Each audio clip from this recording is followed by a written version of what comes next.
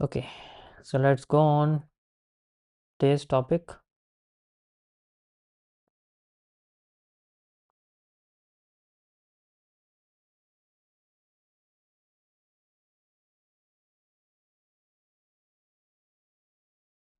Screen सभी को दिख रही है मेरी?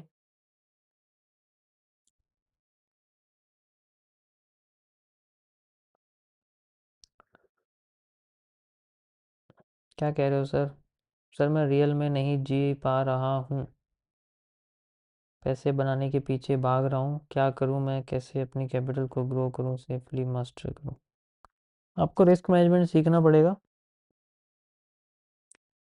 मैंने कल इसके बारे में अच्छे से एक्सप्लेन किया है, तो अगर आप कल की स्ट्रीम देखोगे तो आपको थोड़ा आइडिया होगा कि किस तरीके से मार्केट में आप रिस्क मैनेजमेंट को फॉलो कर सकते हो, क्योंकि वो ज़्यादा ज़रूरी है।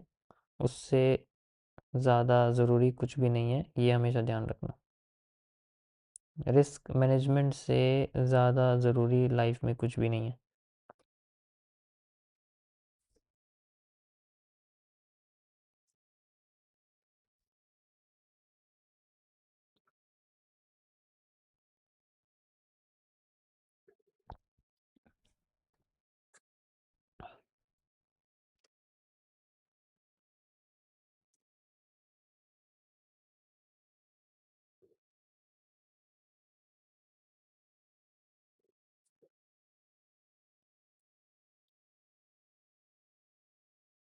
ओके,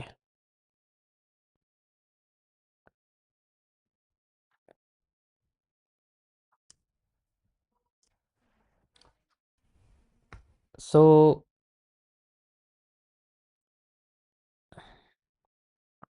हम लोग बात करते हैं। कल मैंने आपको इसके अंदर, ये कौन सी स्ट्रीम आ गई? शायद ये लोड नहीं हुआ है अभी, कोई नहीं। कल मैंने आपको थोड़ा सा रिस्क मैनेजमेंट और टीबीसी के कुछ स्टार्टअप एरिया के बारे में बताया था। आज मैं आपको थोड़ा सा टीबीसी के डिटेल में बताऊंगा कैसे हम लोग उसको यूज़ करते हैं and how we can improve.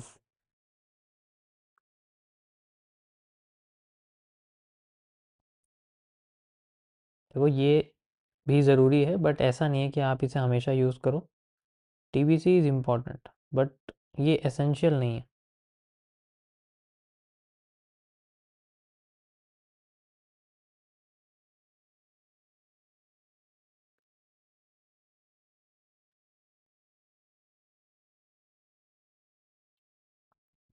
सबसे पहले इसके अंदर कुछ बेंडिंग्स होती हैं।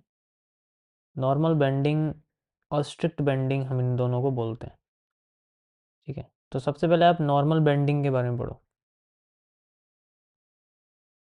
जो नॉर्मल बेंडिंग होती है ना, उसमें मार्केट आपकी normally supply demand, supply demand, supply demand, इस तरीके से मूव करती रहती है। आई थिंक कॉल आ रही है मेरी यार। सप्लाई डिमांड इस तरीके से होती रहती है। Got it? How you can use it? समझ में आया?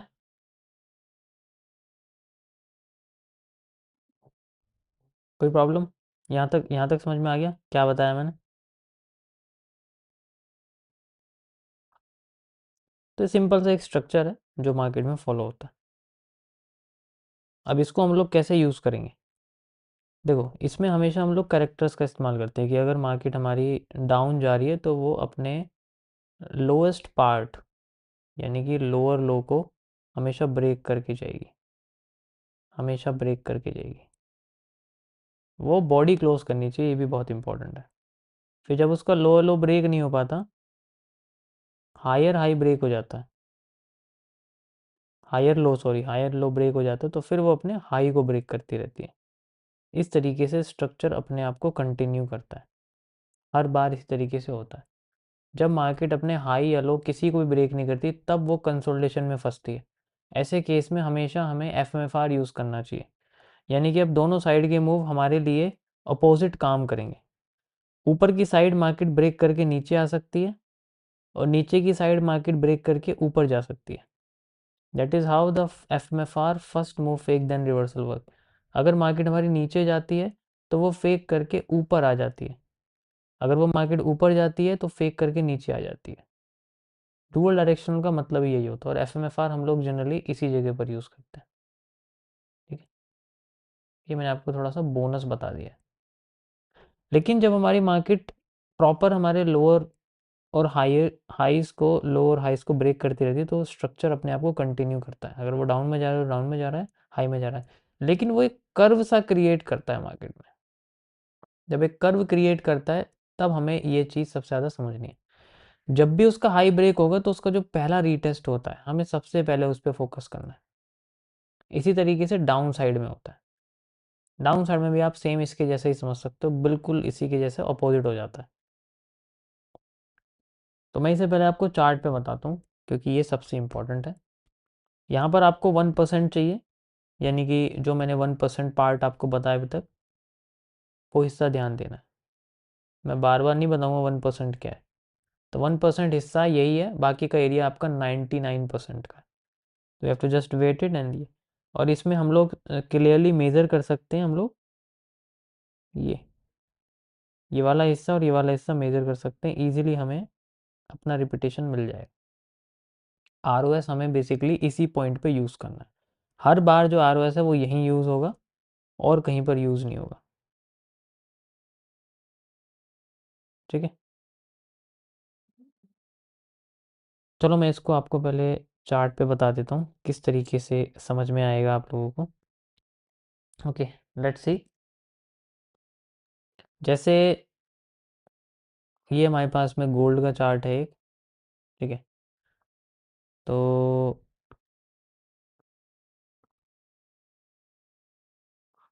नॉर्मल बैंडिंग में मार्केट नॉर्मल मूव देती है और फिर कंटिन्यू करती रहती है, कंटिन्यू करती रहती है। ठीक है, तो लेट्स सी मैं आपको ये वाला मूव बताता हूँ करके। ये देखो, ये एक कर्व की तरह मूव है। ठीक है, ये पूरा एक कर्व है। तो मार्केट ने क्या करा हुआ है, यहाँ पर अपने जो लो है वो मैं मार्क करूँगा, ध्यान से देखना, बॉडी क्लोज होनी चाहिए। बॉडी क्लोज है, ये लो, बॉडी क्लोज है, ये लो, बॉडी क्लोज है, ये लो, क्रॉस नहीं हुआ। हमने लो मार्क कर लिया, उसके बाद हाई, ये हाई क्रॉस नहीं हुआ, इसको एक्सटेंड कर देते हैं। ये हाई क्रॉस नहीं हुआ, इसको एक्सटेंड कर देते हैं। ये हाई क्रॉस नहीं हुआ, इसको एक्सटेंड कर देते हैं। उसके बाद ये वाला हाई क्रॉस नहीं हुआ, इसको एक्सटेंड कर देते हैं, एंड देन ये वाला हाई क्रॉस हुआ। तो जब हमारे पास सबसे पहला हाई हमारा क्रॉस होता है, वो हमारे लिए सबसे इंपॉर्टेंट पार्ट होता है। ठीक है, अब जैसे आप देखोगे मार्केट ने सबसे पहले अपना हाई ब्रेक किया और उसके बाद जो सप्लाई दी है वो हमें फोकस करनी है कि हमें मिली या नहीं मिली है। तो हम लोग सबसे पहले अपने हाई के ये वाले पार्ट की सप्लाई लेंगे, ऑब्वियस सी बात है, और इसको हम लोग मेज़र करेंगे आगे। यहाँ आई है मार्केट, नहीं आई है, लेकिन मार्केट ने रीटेस्ट करके हमें बुलिश पैटर्न ज़रूर दिया। अगर आप ध्यान से देखोगे, जब अपने अपने इसने दोबारा इसी को ब्रेक किया है तो बुलिश पैटर्न ज़रूर है। तो ये भी एक कंडीशन होती है, बट इसे हम कंसिडर नहीं करेंगे, क्योंकि क्यों नहीं करेंगे, क्योंकि अब आप देखोगे यार, इससे आपको मेज़र करना पड़ रहा है, इतना भी छोटा नहीं लेते हैं, हर बार इतना छोटा आएगा नहीं आपके पास में, बड़े बड़े पोर्शंस आएंगे। ठीक है, तो हमारे सामने ये हमारी सप्लाई, हमें देखना है कि मार्केट हमारी ये वाली सप्लाई देगी नहीं देगी, हमें बस यही फोकस करना है। जब भी हमें इतनी सप्लाई मिलेगी वही हमारा रियल मूव है, वही हमारा रियल मूव है जनरली। तो आप अगर देखोगे तो मैं यहाँ जाके हमें अपना रियल मूव मिलता है, मैं इसको यहाँ लगाता हूँ, and we have to wait for the bullish part. अगर आप यहाँ ध्यान से देखोगे तो मार्केट ने हमें फिर से एक बढ़िया सा बुलिश पार्ट दिया हुआ है। ये रहा एक पॉजिटिव एंगल्फिंग का area, and then after this you can see your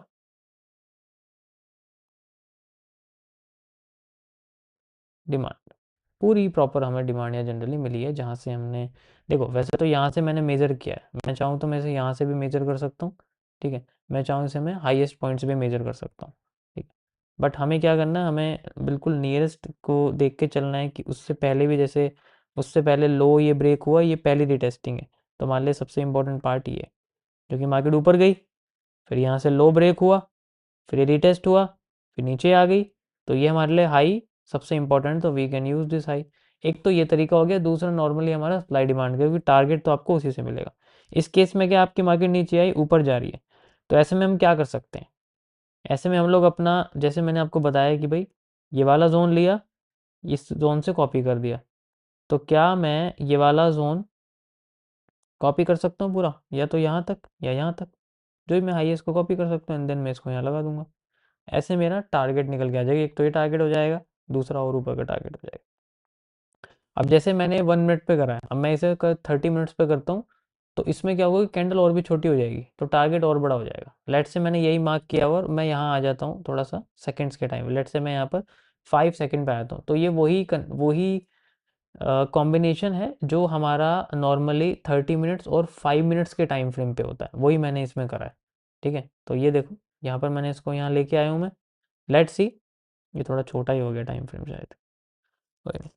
तो लेट्स सी, अभी मैं फ़िलहाल के लिए इसको थोड़ा और बड़ा कर देता हूँ, 5 सेकंड थोड़ा सा बड़ा हो गया, 15 सेकंड कर देते हैं। ठीक है, मैंने इसको 15 सेकंड कर दिया और हम लोग यहाँ पर आ गए। We need only that time frame जहाँ पर हमें ज़्यादा वेट ना करना पड़े, उसके हिसाब से हम लोग यहाँ चल देंगे। अब यहाँ देखो थोड़ी सी कैंडल डिस्प्लेसमेंट है, बट हम लोग यूज़ करेंगे पॉजिटिव पार्ट। आप देखो यही पॉजिटिव एनगल्फिंग है, क्लियर अगर देखा जाए सबसे क्लियर पैटर्न हमें यही बना हुआ दिख रहा है, तो हम इसको यूज़ कर सकते हैं। ऐसे केस में हमारा वही जो पार्ट है वो ज़्यादा बड़ा हो जाएगा। ठीक है, वो पार्ट हमारा थोड़ा सा बड़ा हो जाएगा, ये यहाँ तक हमारा पार्ट है और ये बड़ा हो जाएगा। एक तो ये, और जो मेजर एरिया हमने बनाया, मान लीजिए यहाँ तक बनाया हुआ है जो भी, वो पार्ट हमारा थोड़ा सा बड़ा हो जाएगा। तो इस तरीके से हम लोग वो चीज़ें इस्तेमाल कर सकते हैं। समझ में आया? बहुत सिंपल है ये, मैं कई बार इसको लाइव स्ट्रीम पे कर चुका हूँ, आपने देखा भी होगा। Got it? या 4CP भी यूज़ कर सकते हो, मतलब टाइम फ्रेम अगर छोटा कर दोगे तो उससे क्या होगा कि वो क्लियर हो जाएगा। जैसे मैंने आपको बताया ना कि 15 मिनट्स या 30 मिनट्स है। अब जैसे मेरा major time frame, live stream का टाइम फ्रेम मेरा मेजोरिटी जो है वो 30 मिनट्स का यह है या 2 आवर का है। ठीक है, आपने देखा होगा, मैं पिछले 1.5-2 साल से वही यूज़ कर रहा हूँ, लाइव स्ट्रीम पे तो वही यूज़ कर रहा हूँ। और जो दूसरा टाइम है, जो मेन टाइम फ्रेम है, वो मेरा 1 डे या 1 वीक पे है, तो उसके हिसाब से फिर मैं टाइम फ्रेम कौन सा यूज़ करूँगा एंट्री के लिए या कुछ भी के लिए, 30 मिनट्स पे। तो 30 मिनट्स एंट्री होगी मेरे लिए मान लो, तो जो मेन टाइम फ्रेम है वो 1 डे वाला हो गया, 1 वीक वाला हो गया। ठीक है, उस पर डेली एनालिसिस नहीं होते, उस पर 3-3 महीने क्वार्टरली एनालिसिस होते हैं। ठीक है, क्वार्टरली एनालिसिस पे रिजल्ट निकलता है generally, main to main. Okay, समझ में आया यहाँ तक? तो इसी तरीके से देखो बेंडिंग होती है, ये आपकी नॉर्मल बेंडिंग है। ठीक है, नेक्स्ट स्ट्रीम पे मैं आपको बताऊंगा स्ट्रिक्ट बेंडिंग कैसे यूज़ करते हैं। इसको कम से कम 1000 बार करके देखना, 1000 बार मतलब 500 बार बने हुए चार्ट पे देखना और 500 बार लाइव पे करके देखना, तब आपको थोड़ा आइडिया होगा कि इस चीज़ को कैसे यूज़ करते हैं और ये क्या है। जब आप इसको सप्लाई डिमांड के साथ, QFL के साथ कंबाइन कर दोगे तो इसमें अच्छे रिजल्ट देखने को मिलेंगे आपको। जो मार्केट का स्ट्रक्चर है वो समझने आने लग जाएगा कि हाँ भाई यहाँ से क्यों घूम रही है, और अगर घूम रही है तो मेरे। ओके, समझ आया सभी को? कोई प्रॉब्लम?